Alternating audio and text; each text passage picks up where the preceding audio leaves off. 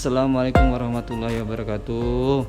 Kembali lagi di channel Muharizal Official. Biasanya kita ada sedikit sharing tentang mengenai gejala tulang dislokasi ya teman-teman. Dan apa sih sebenarnya tulang dislokasi itu teman-teman? Dislokasi adalah kondisi ketika tulang keluar atau bergeser dari posisi normalnya pada sendi teman-teman. Semua persendian yang ada di tubuh dapat mengalami dislokasi, terutama saat terjadi benturan akibat kecelakaan berkendara ataupun terjatuh ketika berolahraga ya teman-teman.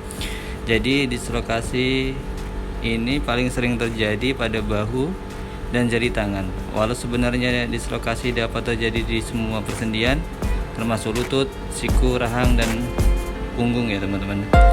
Apa sih penyebab dislokasi ini? Dislokasi terjadi ketika sendi mengalami benturan atau tekanan yang keras ya teman-teman. Kondisi ini yang dapat menyebabkan dislokasi antara lain yang pertama yaitu terjatuh, misalnya akibat terpleset atau kecelakaan berkendara bermotor teman-teman. Yang kedua, cedera akibat olahraga yang melibatkan kontak fisik seperti sepak bola ataupun bela diri ya teman-teman. Dan apa sih sebenarnya faktor risiko dislokasi ini?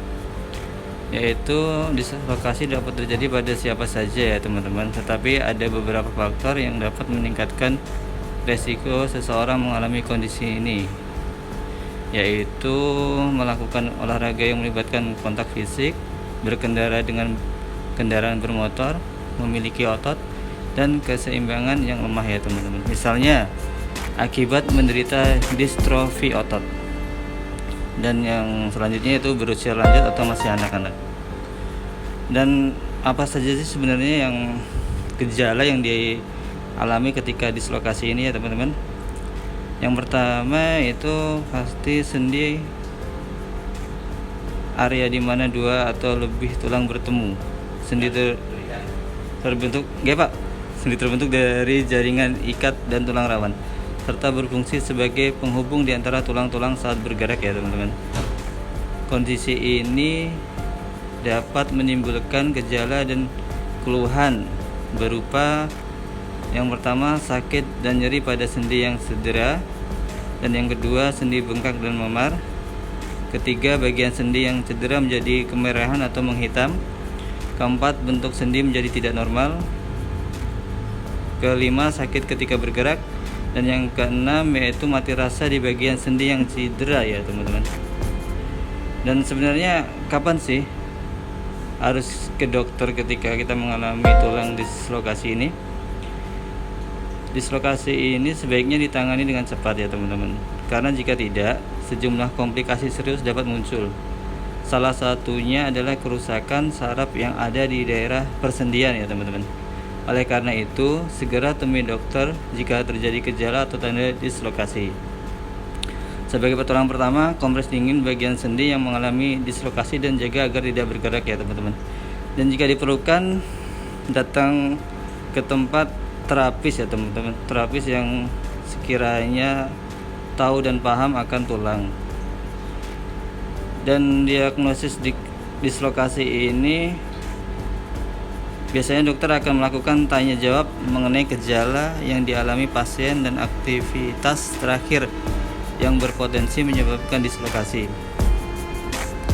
Dokter juga akan melakukan pemeriksaan fisik dengan melihat bagian sendi yang dicurigai mengalami dislokasi, serta memeriksa sirkulasi darah di bagian tersebut. Untuk memastikannya, dokter dapat melakukan beberapa pemeriksaan penunjang ya, seperti Röntgen. Röntgen adalah untuk memastikan adanya dislokasi atau kerusakan lain yang mungkin terjadi pada sendi. Atau MRI, yaitu untuk membantu dokter memeriksa kerusakan pada struktur jaringan lunak di sekitar sendi yang mengalami dislokasi. Dan gimana sih cara mengobati dislokasi? Pengobatan tergantung pada lokasi sendi yang mengalami dislokasi serta tingkat keparahannya. Secara garis besar, pengobatan dislokasi bertujuan untuk mengembalikan tulang yang keluar atau bergeser ke posisinya semula dan mencegah kerusakan saraf atau pembuluh darah di sekitar sendi ya teman-teman. Berikut ini adalah metode pengobatan yang dapat dilakukan untuk mengatasi dislokasi. Yang pertama yang pasti obat-obatan, yaitu medis ya, dan herbal, dan perawatan medis ataupun perawatan mandiri. Dan yang pasti selalu ikuti langkah-langkah berikut ini untuk mencegah terjadinya dislokasi. Yang pertama, hati-hati dan selalu waspada terhadap kecelakaan atau terjatuh saat beraktivitas. Yang kedua, gunakan perlengkapan pelindung ketika berolahraga. Hindari berdiri di atas tempat-tempat yang tidak stabil seperti kursi, meja, dan lain-lain. Tutupi lantai rumah dengan karpet yang tidak licin. Lakukan olahraga secara rutin untuk meningkatkan keseimbangan dan kekuatan otot-otot tubuh teman-teman semuanya.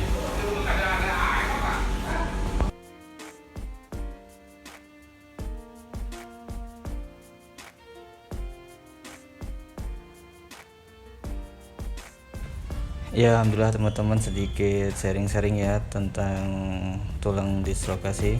Mungkin sekiranya teman-teman bisa nambahin lah mungkin kekurangan yang sedikit saya ketahui tadi, bisa teman-teman kasih komentar di kolom ya. Barangkali ada tambahan yang lebih bermanfaat lagi untuk kita semua ya teman-teman. Semoga sedikit sharing tadi menambah pengawasan kita dan pengetahuan kita tentang tulang dislokasi dan untuk mengatasi gejala-gejala ataupun sebelum kejadian tersebut ya teman-teman. Untuk teman-teman semua, semoga teman-teman semua sehat selalu, rezeki lancar, dan yang pastinya selalu diridhai Allah ya teman-teman. Jika video ini bermanfaat, jangan lupa like dan subscribe ya teman-teman.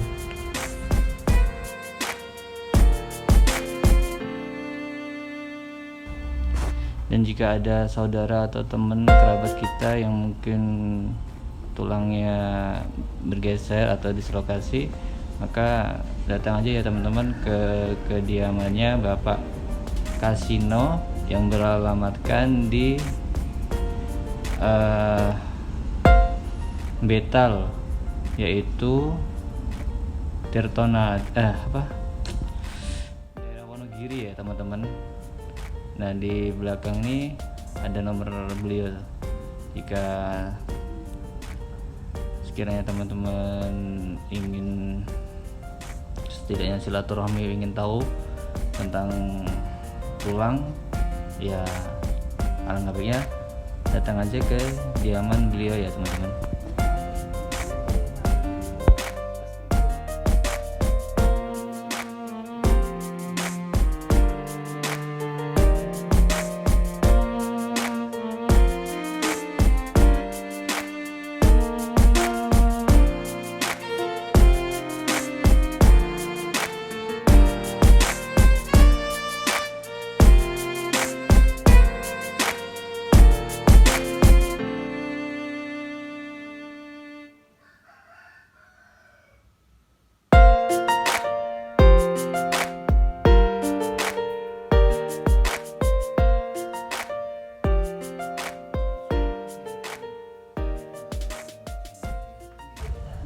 Salam sejahtera untuk kita semua.